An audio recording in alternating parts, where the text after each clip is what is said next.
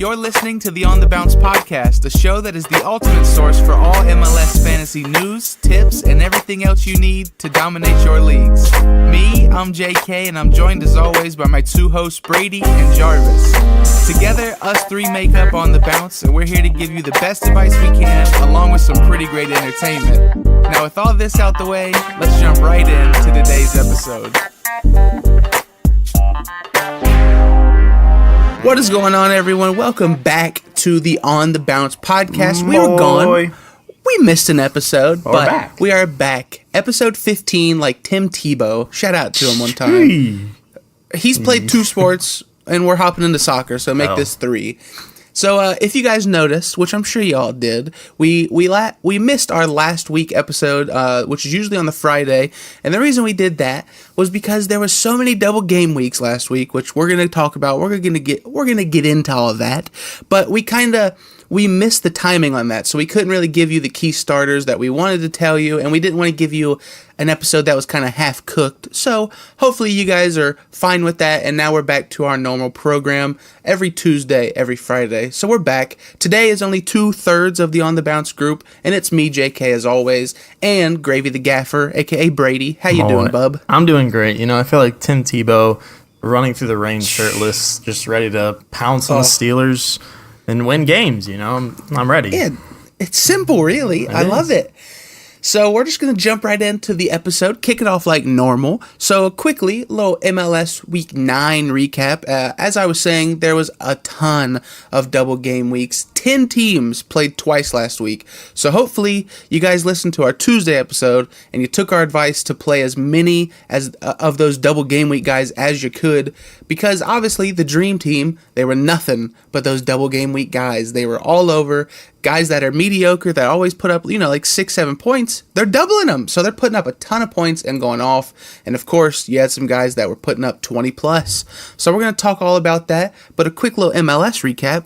Brady, anything you want to talk about from MLS soccer play? Anything that stuck out to you? Yeah, that was a good week. So many games, so many double games. It was just massive amounts of soccer. How about that Seattle Sounders and LAFC match Sunday? Started off crazy. It was a fantastic match, 1-1. I honestly thought LAFC was gonna blow them out, but the Sounders but the Sounders kind of held strong this week. Jomo got on the board. Your boy, yep, he's back. He's back. My Montreal boys showed out. FCC, we're gonna gloss again. Struggling on the offense for FCC. Brighter days are ahead. But, what about you? Did you see anything that stood out? Yeah, pretty much like you were saying. Obviously, it was a fun week. There's a ton of games to watch. It was like the NFL season. You had a ton of games Wednesday night, a ton of games Saturday, and then a ton of games Sunday. So there was a lot to watch, but a couple of the ones that were like kind of maybe weird were the New England Revolution and Sporting KC drew 4-4. But I want to know if there's any Revs fans listening. Do you think that was a good result or not? Because they were up 3-1 at halftime and then ended up coming back and taking a 4-4 draw. So that was a weird one. And then, of course, like Atlanta United won another one. So maybe they're starting to look better, even though, of course, it's just 1-0 against Colorado. Yeah. But they are at least stringing wins together. It's better than it started in the beginning of the season. But yeah, there was a lot of good stuff. Chicago looked a little weird. They had 2 games and they were held scoreless in both. So I don't know what's going on over there. I can't really put my finger on it. They had a couple good guys in fantasy, but that's because they played twice. But yeah, it was just a lot of really good games. The MLS has been great all season as because you can't put your finger on obviously LAFC is like the outlier, but DC United could beat someone 5-0 and then get beat 2-0. So it's just such a weird season, but it makes for great drama, I'll tell you that. Yeah. What'd you think about Toronto FC taking an L to Portland? I know, right? That was interesting. That was definitely interesting. Portland kind of showed their their old Portland is kind of back a little bit. Valeri finally had a great game. We've been talking about him all season. He finally had a good game. And maybe Toronto, maybe they... At home, man.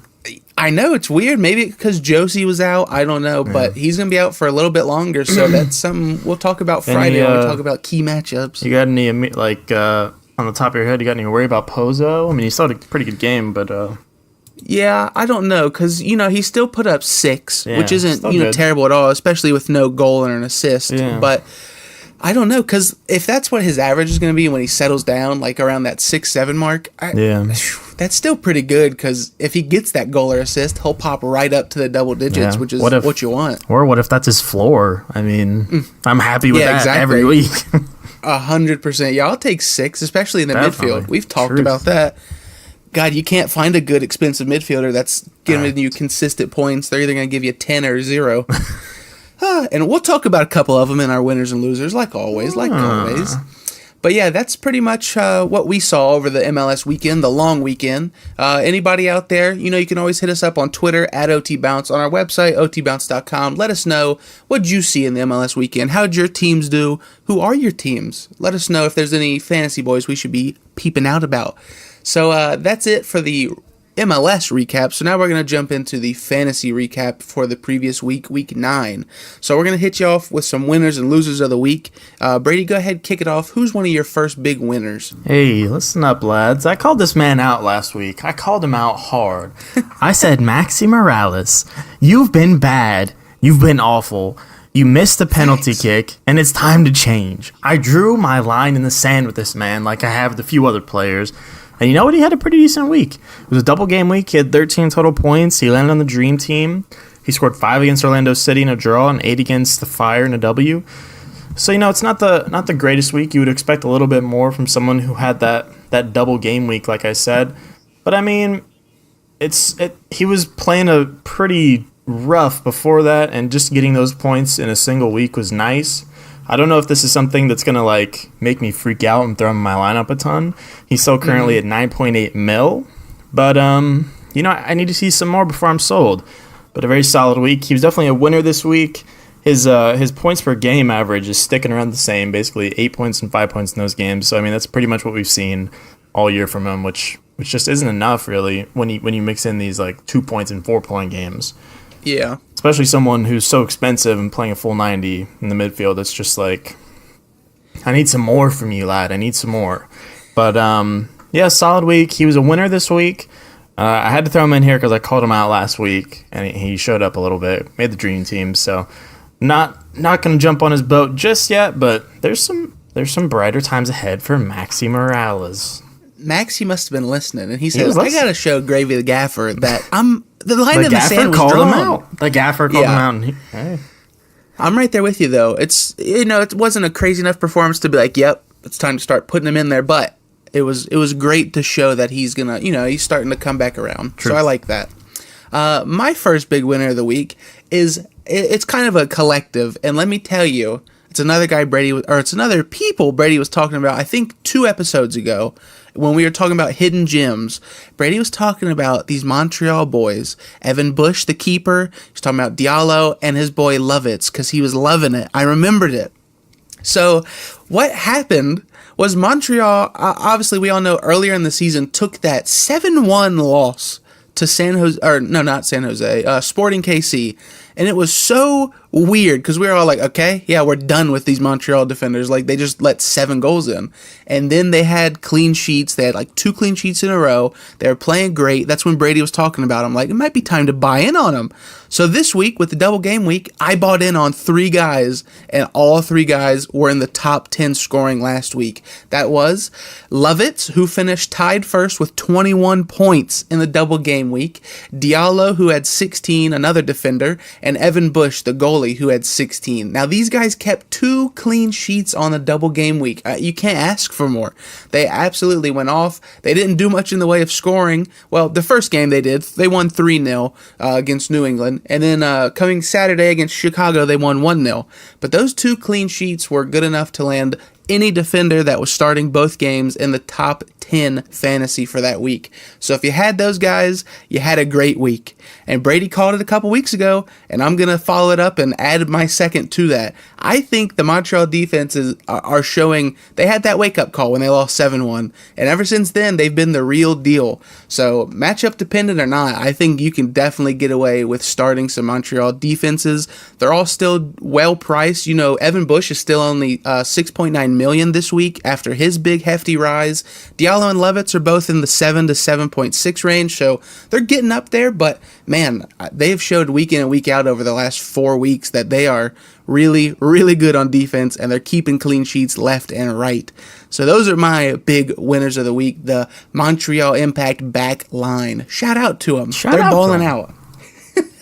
Back over to you. Who's another winner, Brady? You know, how about Nicholas Lodeiro? This is a guy that I've literally had in my starting lineup pretty much every single week this season because I've just been expecting huge things. He started strong, but it's been kind of disappointing in the previous, 6 or 7 weeks. He's just had a few weeks where it's like 3, 3, 6, 3, 4. But, he's still the third highest scoring midfielder in fantasy. He's also the third most expensive, so there's a sense that you're getting what you pay for with these weeks of 3 and 4 that he kills you, but he also comes and has solid weeks. But you know what? This week, luckily, he had 2 games, so he had his chance to be inconsistent, where he scored 3 points, and then he had his midweek game where against the Quakes, where he had a grade out and he got 12 points. And it was a very solid week. He got 15 total. He made the dream team. And this is just a guy I can't keep out of my flipping lineup. He was one of the top scorers last year in fantasy. I feel like their offense is just one of the most complete offenses in the league. When they have Rui Diaz and Jomo up there, knocking in goals with Lodeiro and Valeri behind him, it's just tough to V-Rod behind him. It's just tough to imagine any defense stopping these boys. I mean, between Rodriguez and Lodeiro alone, these guys are some all MLS talent. And I just love Lodeiro. I can't keep him out of my lineup. I'm gonna keep him in there. I'm gonna keep rolling with him, matchup dependent. He's got the Loons coming up this week, and I like that matchup. The Loons have tended to give up a lot of points, but Lodeiro is a big winner this week, 15 points in the double game week. Super solid. He was in my lineup and finally paid off for me. So I'm loving Lodeiro, a big winner this week. Yeah, he was a great pick. And like you said, you had the best of both worlds since he played 2 games. He could be inconsistent, but he makes up for it with those huge games. His upside is where he gets all those points for you. It's worth it sometimes. So I'm sticking along with the midfielders. My next winner of the week is a guy that was in my winners of the week last week, and that is Jonathan Dos Santos, JDS, for the LA Galaxy. Now, it's weird. Just like last week, he scored 13 points, and he had a ton of bonus points. He had 6 bonus points last week total, and this week, he played 2 games, didn't have a goal, didn't have an assist, scored a total of 17 points, and wound up in the Dream Team. And it's all because of his bonus points again. The first game of the week, when they drew 0-0 to Minnesota, he put up 11 fantasy points. And that's because he had 6 bonus points defending. This man does it all. He had 4 interceptions, he made 10 tackles, and recovered 22 balls. Like, literally, this man is the definition of box-to-box midfielder that game. Yeah, he's everywhere. He does it all. And, we know he can score goals. He can make assists, of course.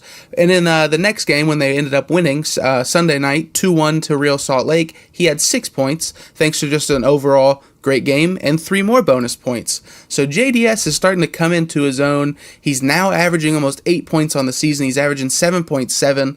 He's going for just under 11 million at 10.9. But man, he could be a guy that just really starts to crank out crazy averages, staying around that 8 to 9 because of his bonus points production. And if he gets that goal or assist, he just starts skyrocketing up.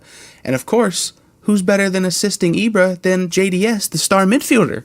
So I'm liking him. He put up 2 great weeks. He's had a couple great weeks earlier on in the season. And this week, they play Red Bulls, but it is away. They got to travel across country. And my boy Ken over on Cincinnati Soccer Talk brought up a great point today. The Red Bulls at home have the 9th best defense, and LA Galaxy on the road is the 22nd worst offense. So that's something to watch out for. It's a weird matchup, but, I'm liking JDS. He's a big winner this week. I think he's doing great things this season. So back over to you, Brady, and we're going to switch it up. Now we're going to shift into the losers of the week. Who hurt us this week? Hey, let me tell you before we go into the losers, that JDS, he's played 90 minutes in every single game this season. That man is a baller. That's your boy. That's your boy. You've been calling him out for many a weeks. He's been paying off. And he's been paying off. He's a beast. I love him. But let's talk about his teammate, my favorite player of all time, actually, Zlatan, the Lion, the God King, Ibrahimovic. He had a bad week this week. He had 2 games. Joey mentioned, the Galaxy had the matchup where they went 0-0 against the Loons, which was, we expected fireworks in that game, and Real Salt Lake, really, we expected fireworks. They did pull out the win, netting 2 goals. But, Ibra was just nothing. We expected Nuclear. We expected him to be one of the obvious captain's choices with these 2 favorable matchups. But only 9 overall points in these 2 games. And from the second most expensive forward in fantasy, that really hurts. This man is coming in at a value of $13 million currently, which is a ton. But I'm not fearing this. I'm not worried. Maybe sit him this week, as Joey said. That's a great point. Going over to the Red Bulls is not good, and the Galaxy have not been too great on the road, at least on offense. So maybe skip this next week and then pick him up the next following week against Columbus, perhaps. But I'm not fearing anything. Ibra's still coming for the record books this year. Carlos Vela thinks he's in the clear as the Golden Boot winner. But watch out, bub, because Ibra is still the best forward in the league, and he's coming for you. He's coming for these goals. I'm still loving Ibra, but bad week, he was a loser. Yeah, you never know when Ibra will drop a nice, 5-goal game. Truth. It happened literally any day. Truth. But yeah, he's definitely a loser this week. It hurt. Made him the captain, got 18 out of him, but, it happens. So sticking with this, another hefty forward that played Ibra in the first double game week, that is Carlos Darwin Quintero. Now, I believe this was a loser for Brady last week, or maybe... yeah, something like that, or a couple weeks ago. But yeah, this week, another guy that was up in the high rankings for Captain's Choice of the Week, obviously. In the first 2 or 3 weeks of fantasy, this man was killing it. He was the Carlos Vela after week 2 or 3. He was the guy that everybody wanted, and then he kind of hit a rough patch. So in the 2 games he played this week, he scored 6 points. Absolutely terrible for $12 million. Well, 11.9. And over those games, it just wasn't looking too great. He took 3 shots in the first game, so, not a ton for your star striker. And then even worrying, in their other defeat, he took 0 against DC United. So not the best performance from one of the star players for the Loons and one of the star fantasy players, and especially with how hefty his price is. So coming up, they do have another tough matchup. They're at home, but it's against the Sounders, like Brady was saying earlier. So who knows? I'm going to have to, digest this more, and we'll talk about it Friday on the key starters and who to start, who not to start. But yeah, Darwin is definitely a loser this week. Averaging 3 points over those last 2 games on a double game week is just not anywhere near good enough for a guy that's this hefty of a price and supposed to be one of the better strikers in the league. So it's sad, but he's a loser. Back over to you, Brady. Who's another loser this week? This was one of my guys starting the year. Lucho Acosta from DC United. This was one of my guys. One of the highest scoring fantasy players from last season. And this is someone who's really just squandered his opportunity, especially this last week with the double game week. Another guy just like Ibra. He came out with only 8 points after playing 89 and 90 minutes against Columbus and the Loons. These Loons, you're supposed to take advantage of playing the Loons, lads. You got to put some points up on these lads. They give up 4 every other week. But this was supposed to be some fireworks. For both of my losers were supposed to have some fireworks this week, and I was really excited to see some big points dropped. But he's just been disappointing as of late in general. He's dropped in value every single week since the bye week in week 4, and he's had 7 games this season where he scored 5 or less. That's kind of just unacceptable. He's been so expensive. He started out the season, he got up to about 11.5 mil. He's dropped all the way down to under 10 mil now. He's becoming a little bit more affordable. I do think greener pastures are still ahead. I think DC they've struggled on offense the last 4 or 5 weeks. But I do see them kicking into gear. I think Rooney, who's also struggled, I think is going to kick it into gear, and these guys are going to start knocking in some goals. So like I said, greener pastures are ahead. He's becoming more affordable, so there's still a glimmer of hope for Lucho in fantasy. Don't give up on him yet, lads, because this guy, he can be just like Ibra, and he can break records. This man is an elite talent in MLS. So I'm not giving up hope. Lucho Acosta, a loser this week. Yeah, it's weird. Just like you were saying, DC United as a whole has kind of been in like this weird rut or slump. Yeah, it's been weird. And it's almost, it has to be a coincidence, I hope. But ever since, Lucha had all these like Man United scouts come over a couple weeks ago. Yeah. PSG was scouting him again. And it seems like that is when he just kind of like hit the wall, which is just not a great time at all to do that. But I'm with you. I'm thinking he's gonna bounce right back. You wonder if he heard something from these scouts and one of these teams, right? And he's just like his mind has been in other places. Yeah, it had to have been that because it was just the timing was just too perfect for that to happen. But hopefully he gets back to it because we need him in fantasy and DC United need him in real life. So moving on to the last loser of the week. This one breaks my heart. It's a guy that I've had in the winners of the week and key hidden gems since week 1. That is Kelvin Leerdam, the Seattle Sounders fullback. He had a terrible two games over this double game week. He did end up getting you 8 points. So I mean, it wasn't awful point wise, but the reason it sucked is because he redeemed all of that with 1 goal. So you take that goal away, and he had 2 points over those 2 games. And it wasn't good.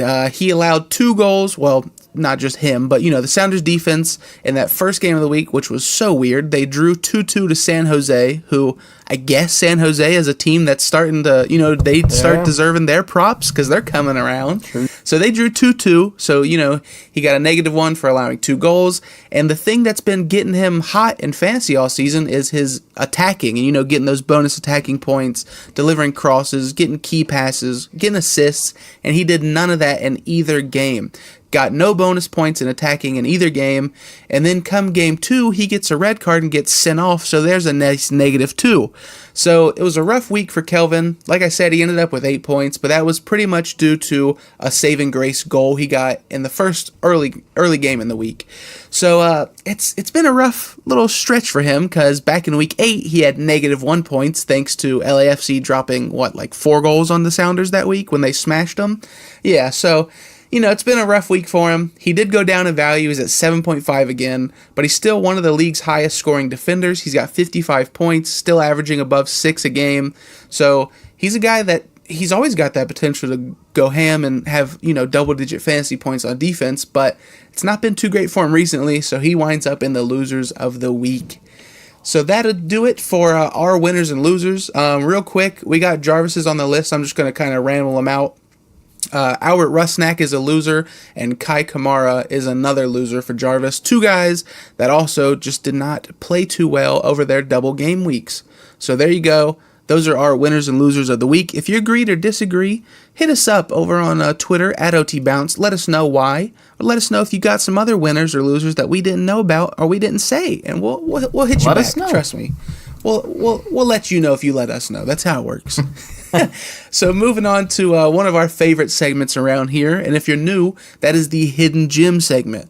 So this is a cool little segment where we bring up 2 players that either had a breakout week, came out of nowhere, or really great value, or just are flying under the radar. And as we know in fantasy, especially in fantasy MLS, the value is where you can really make up ground. You got to have that bank account fat, boys. And if you don't, this is the time to turn on those ears, because these are hidden gems that are cheap. So we're going to go ahead and start it off with Brady. Hit us with one of the big hidden gems. Hey, man, listen up, boys. I think this is one of the first times that we've actually mentioned a Revs player in our fantasy talks, But how about Juan Aguadelo? My guy had a double game this week, and he only costed you $4.8 million, but netted you 15 points and got into the dream team. An absolutely insane week for this man. You got 15 points. He's a dream team player at forward too. I mean, getting that amount of value at forward is pretty rare these days. So I mean, insane value. He has been very inconsistent this year, and I mean the Revs in general have been kind of a dumpster fire. I'm not going to keep this cat on my radar of cheap guys to plug in unless we get a little bit more consistency. But I mean, what a great week for this man. Looking back, he has been getting some more consistent play in the lineup, really. In 5 of the last 6 games, he's played at least 80 minutes. Again, his max score outside of this 13-point One of his games was only 3 points, so I'm not throwing this man into my lineup anytime soon. But if there's a solid matchup and this man's still at a cheaper value, we got to see what he can do. He can knock in some goals. He can get some assists. He's a good player. And if the Revs can start putting together some wins, I can see this man being a good value. But Juan Agudelo. Yeah, I like that. And like Brady was saying, to kind of add something, and we should kind of add this to the hidden gems going forward, these are great guys for your switcheroos because they're so cheap. You put them on your bench, and if they have that great performance, you can, switch them into your starting lineup, and you don't have to worry about, trying to be cheap and putting these guys in your starting 11. These are all great options that, check their daily lineups when the game times, and if they're in the starting 11, throw them on your bench. You're not spending too much money. And, you can't go wrong because if they're on your bench, they lay an egg, no worry. But if they have a great game, switch them in. So I like that pick a lot, especially for forwards, like you said. It's crazy to get that much value out of them. So going over to my first hidden gem of the week, it is a midfielder from the Loons. We're going to talk about the Loons today, apparently, and that is Rasmus Schuler. Now, the reason he's a hidden gem is because he's under $6 million, which is rare to find for a guy that's played this much. He's 5.7 mil currently. He's played over 500 minutes for the Loons, so he's played a bunch. And the reason he's, not too hefty in fantasy is because he's really never had a great week. He's had a couple 4s, a couple 5s, but over the double game week, he ended up putting up 12, and that was just thanks to a lot of good bonus defending points. Now, he does play more of defensive midfield for the Loons, but and like Brady was saying, they let in a lot of goals, but recently they've been keeping, clean sheets. Over the last 2 weeks, they held LA Galaxy to nothing and they held DC United to nothing. So he had 2 very solid games, scored 6 points in both. So it netted him, the 12 for the double game week. So this is a guy that if they start getting consistently better on defense, this would be a great guy to have on your bench. He's only going to rise. Like I said, he plays that defensive mid-roll for him. He holds it down and he picks up those defensive bonus points. So a great guy to maybe keep an eye on. He's very cheap, 5.7 million. Rasmus Schuler, a nice little hidden gem for you. And we're switching it up. Whoever hears of a D mid in fantasy? So there you go.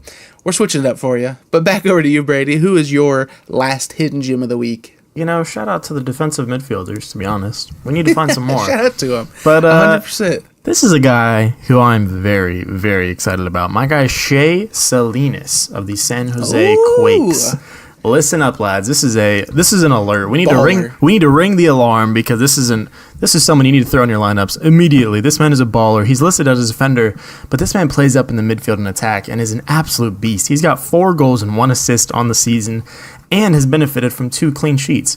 He's not even clean sheet dependent. This man has only had 2 clean sheets, and he's on this list. You got a great value, especially when he's only at 5.9 million still. And just 4 weeks ago, he was at the minimum of 4 million. So this is like I was saying earlier in the year with Nick DeLeon, who was one of my guys starting out the year. This is a must start. This is someone in the defense who can get you an insane amount of bonus points by playing up in the forward position, or up in the front, rather, and getting you some goals. Over the last 3 weeks, let me tell you, lads, he's tied for the second most points per game in fantasy. He's up there with Carlos Vela. He's up there with Zlatan. He's up there with all of the top boys.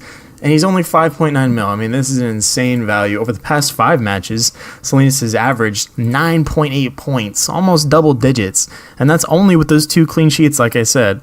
He's not clean sheet dependent. He's a straight-up baller. This is one of my favorite picks this season, and I cannot wait to roll him out and Nick DeLeon out together one of these weeks. Because this is going to be a duo of champions. This is one of these guys that you got to throw in, especially this week. As much as it hurts to say, he is playing FCC.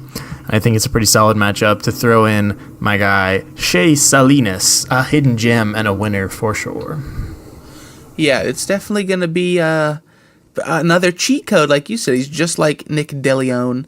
They got a lot going on over there in San Jose. Because, like I was saying earlier, maybe they are becoming a team we need to respect, especially in fantasy. Truth. So, yeah, I like that a lot. And moving on to my last hidden gem and the final hidden gem of the segment. And that is a guy that was in my hidden gems last week, and he performed again, and I gotta let you know, he's still so cheap. It's midfielder from Philly Union, Jamiro Montero. Now, he's still only 6.5 million, which is ignorant. Last week when I talked about him, he had 9 points. He took the penalty for him. He played great all around. He's exciting to watch. He's the guy on loan from Ligue 1 over in France. I never remember what team, and it's making me mad now. But, the last 2 games he's played for them, he's put in 90 minutes each game, which is new for him. Since he came in on loan, he wasn't playing a lot. He was kind of getting acclimated to the MLS. They were trying to figure out how to run him in the system. But over the last 2 weeks, he scored 9 and 11 in the full 90 he's played. So the reason I love him is obviously he's 6.5 million. He's on 2 weeks in a row of being on fire. But this week, you can get him at 6.5 million, and he's in a double game week.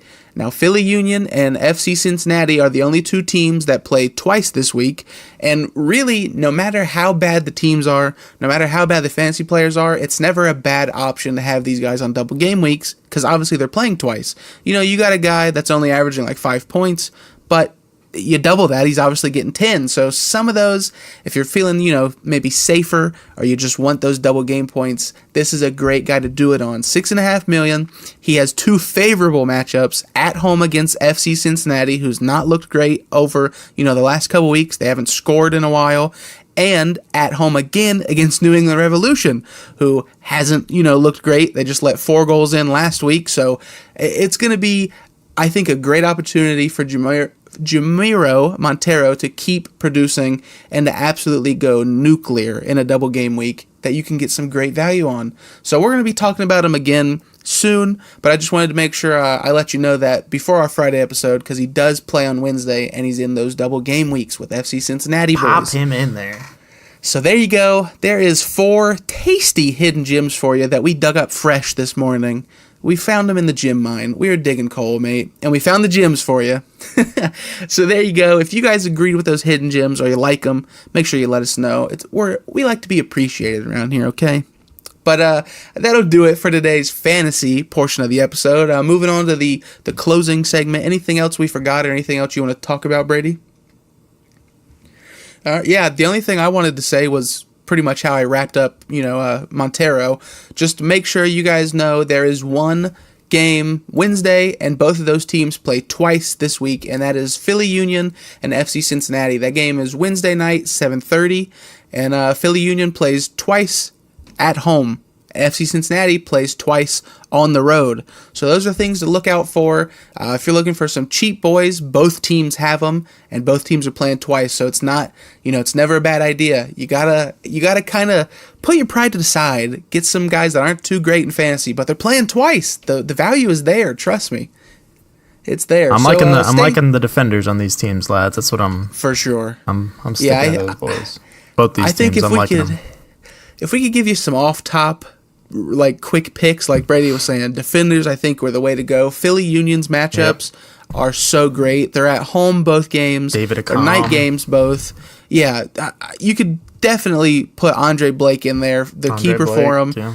You could do that boy Elliott that I was talking about last week, 2 weeks ago, Jake Elliott, the big defender. He's going for about 7 mil.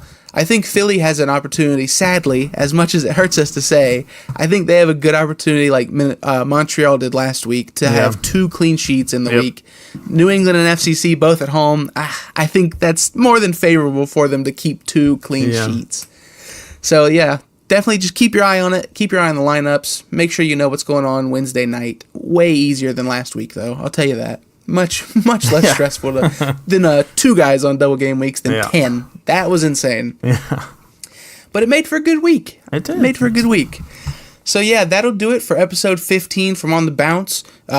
We will be back Friday for our normal episode, getting back in the normal schedule.